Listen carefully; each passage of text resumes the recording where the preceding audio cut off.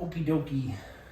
So I'm making these videos for Adrian, Sergeant Miller, and his applicants for the little test you gotta take.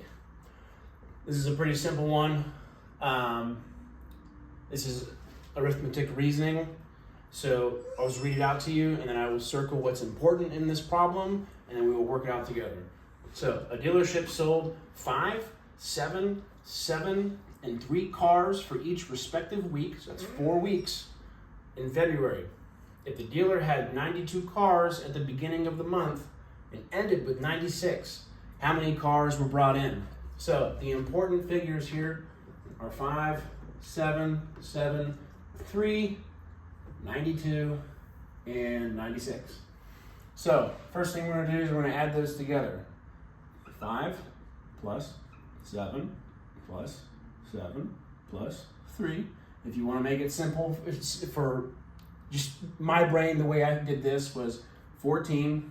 So these two are 14 plus 8. That one's 8. These two are 8. That equals 22. Now, we want to figure out how many cars were sold. That was 22. He started out at 92 cars.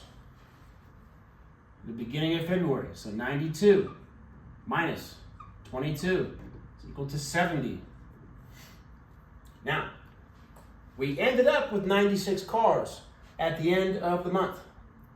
But we sold 22. So how'd that happen? We added some cars. So we'll use like a basic variable here, right? So we'll say we want to know how many cars were brought in. So that's an unknown number right now, so we'll say that's X. Yeah, X plus 70 is equal to 96. Now, if you were sitting in front of me, I'd ask you what do we do to figure out what X is, but it's pretty simple. We're going to subtract 70 from both sides. There's X equals 26. So